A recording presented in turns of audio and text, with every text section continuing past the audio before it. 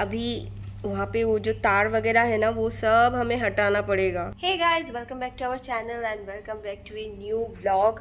पिछला व्लॉग जहाँ पे ख़त्म हुआ था, मुझे पता है कि अगर आपने वो व्लॉग देखा होगा तो आप लोगों को देख के थोड़ा सा टेंशन हो गया होगा कि पता नहीं हमारी बच्ची के साथ क्या हो गया। अभी वो बिल्कुल ठीक है। सिचुएशन तो ऐसी आ गई हमारी कि ना इसको इमरजेंसी में ले जाके जाना पड़ा। तो सुबह तक तो ठीक ठाक थी, दवाई खा के थोड़ा चल रहा था इसका, लेकिन दोपहर को ना इसका मूवमेंट बंद हो गया पूरी तरीके से, बेहोश टाइप की हो गई थी पूरी तरीके से। तुरंत मैंने इसको मतलब ऐसे उठाया और मैं इसको बाथरूम लेके गई और उसके ऊपर मैं पानी डाल रही हूँ क्योंकि एकदम गर्म हो गई है पूरा, बिल्कुल बहुत हाई फीवर है, पूरा बेहोश हो गई है। मुझे कुछ समझ नहीं आया, मुझे लगा तुरंत इसको पहले नहला देती हूँ, पूरा इसका जो बुखार है वो थोड़ा कम हो जाए, टेम्परेचर कम करना जरूरी है। और मैं एक तरफ रो रही हूँ और मैं सौरभ को कॉल करके मैंने बुलाया कि तुम जल्दी आओ ऑफिस से, ऑफिस वालों को बोलो कि मुझे अभी जाना है क्योंकि मुझे इसको लेके हॉस्पिटल जाना है।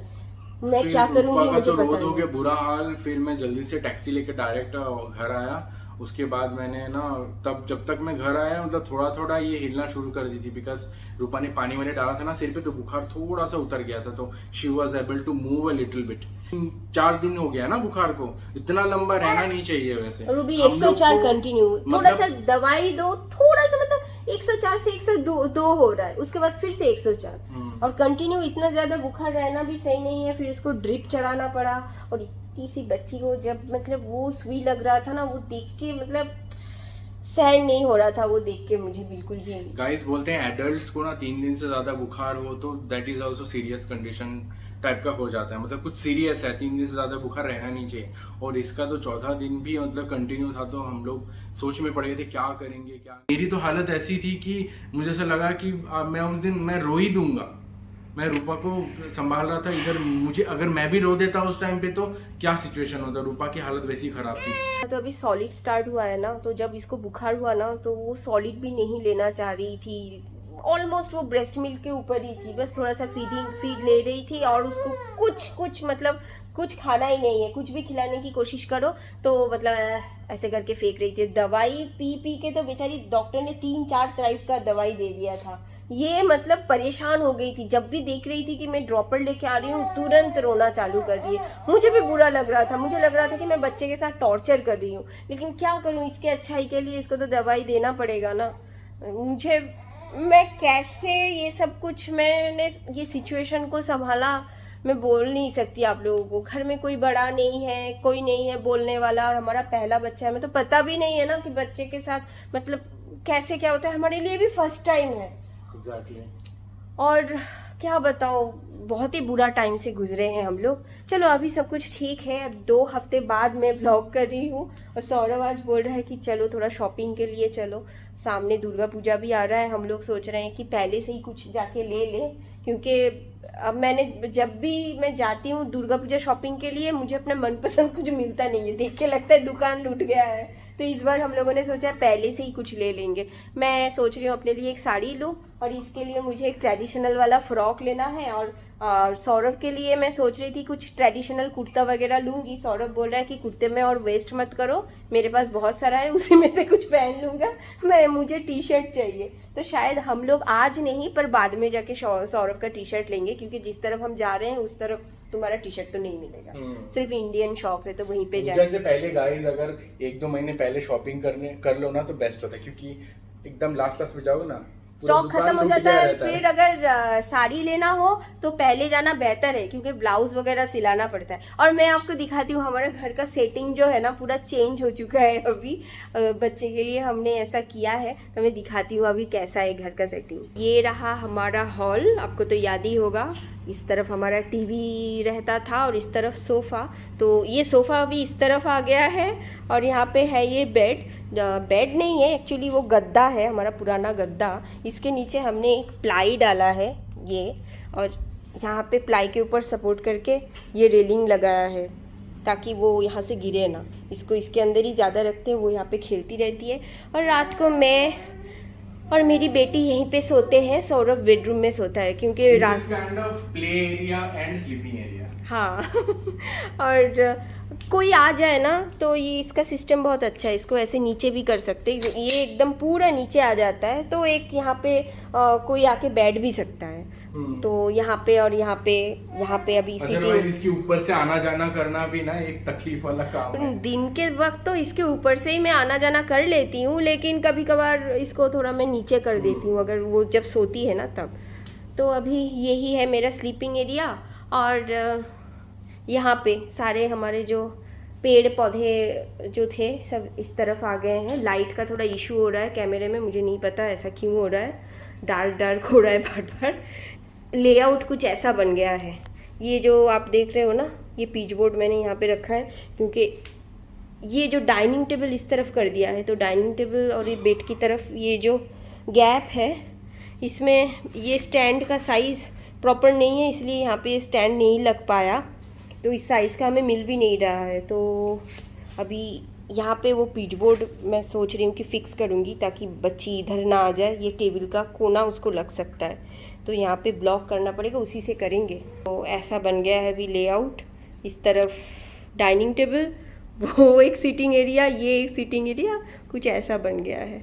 काइंड ऑफ बालकनी हो गया है ना हमारा। इस तरफ हॉल और यहाँ पे हाँ इधर बालकनी और इस तरफ भगवान जी हैं, वो हम नहीं दिखाएंगे। पूजा सेक्शन तो हम लोग नहीं दिखाते, पूजा जो सेक्शन है वो एकदम सेपरेट है डाइनिंग टेबल के और पूजा सेक्शन के बीच में ये है, और प्लांट्स है यहाँ पे, ये देखने में बहुत अच्छा भी लगता है। गिंदी मम्मा, गिंदी मम्मा, गिंदी मम्मा।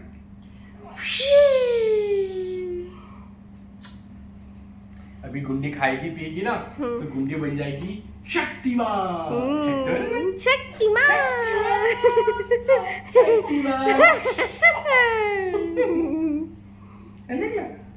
बुखार होने के बाद ना ये बिल्कुल सूख के कांटा बन चुकी थी। कैसा लग रहा था कि जैसे मेरे बच्ची को किसी ने ऐसे निचोड़ लिया है, एकदम श्रिंक हो गई थी। तो इस वजह से ना 2 हफ्ते तक मेरा मन नहीं किया कि मैं कुछ व्लॉग वगैरह बनाऊँ, मैंने कुछ नहीं बनाया। अभी 2 हफ्ते बाद व्लॉग बना रही हूँ। अभी तो ये बिल्कुल ठीक है। और हाँ, हम लोगों ने एक बात बोलना मिस कर दिया, 4 दिन तक तो उसको पूरा बुखार था। जब 5वां दिन आया ना तब उसका बुखार थोड़ा सा कम हुआ, मतलब इमरजेंसी से लौटने के बाद अगले ही दिन, और उसके पूरे बॉडी पे रैशेस आ गए थे। तो हम लोगों को लगा वो जो चिकन पॉक्स वगैरह होता है वैसा कुछ हुआ है या नहीं। फिर हम फिर से फिर डॉक्टर के पास लेके गए। डॉक्टर ने कहा नहीं, ये हीट रैश है। कंटिन्यू 104 अगर होगा किसी को तो रैश तो आएगा ही। हीट रैश वो निकल गया था, वैसा कुछ नहीं था। तो उसके लिए मोस्टली बेबीज कैसा होता है, अगर 3 दिन से ज्यादा बुखार होता है ना, वो भी ज्यादा, तो हीट रैश बाहर आ ही जाता है। हाँ, तो वही हुआ था। चलो अभी सब कुछ ठीक है, ये ठीक है, बस और क्या चाहिए। देखो कैसे मुस्कुरा रही है। मम्मा she got a new trick, I'll tell you. मम्मा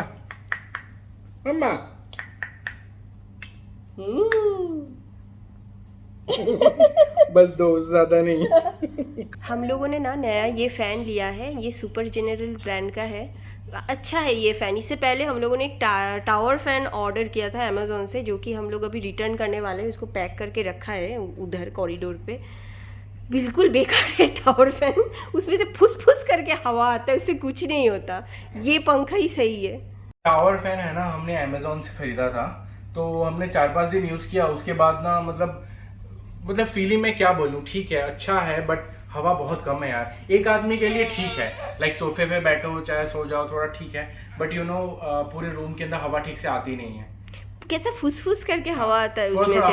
हाँ, वो टावर फैन अच्छा है। आप एसी चला के फिर उसको चलाओ तो अच्छा लगेगा, एसी बंद नहीं कर सकते। और मैंने तो अमेज़न पे ये देख के लिया था कि सबसे ज़्यादा वॉट वाला जो है ना, वो सबसे ज़्यादा पावरफुल होगा। मुझे ऐसा लगा उसका फैन भी ज़्यादा मतलब पावरफुल होगा, बट ऐसा कुछ भी नहीं था। अब इसको चाहिए क्या जिंदगी में, इसको गोदी में नहीं रहना, ये चाहती है ऐसे इसको नीचे घूमना है। जा हाँ, थोड़ा सा घूम लो। अभी इसको भी मैं रेडी कर दूंगी, उसके बाद हम लोग निकलेंगे। अभी हम जा रहे हैं पूजा शॉपिंग के लिए। आज हम शारजा वाले कल्याण सिल्क में जा रहे हैं। नॉर्मली हम लोग मीना बाज़ार में जाते हैं, वहाँ पे जो कल्याण सिल्क है वहाँ पे नल्ली पे जाते हैं, लेकिन आज सोचा कि शारजा में जाके देखते हैं कि वहाँ पे क्या वैरायटी है। तो ये रहा कल्याण सिल्क। और मैं जाके पहले कांजीवरम साड़ीज़ देख रही थी, लेकिन गाइस दुबई में ना कांजीवरम साड़ीज़ की जो प्राइस है काफ़ी हाई है। मुझे लगता है अगर हम यही चीज़ इंडिया में लें तो थोड़े कम में मिल जाता है। वैसे भी कांजीवरम साड़ी एक्सपेंसिव होता है अगर आप रियल में लेने जाओ, और दुबई में लो तो वो बहुत ज़्यादा एक्सपेंसिव हो जाता है।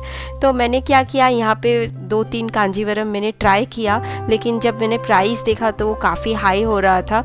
तो मैंने एक सिल्क कॉटन में साड़ी लिया और हमारी बच्ची के लिए एक फ़्रॉक लिया ट्रेडिशनल, और एक कांजीवरम भी लिया लेकिन ऑनलाइन नल्ली से।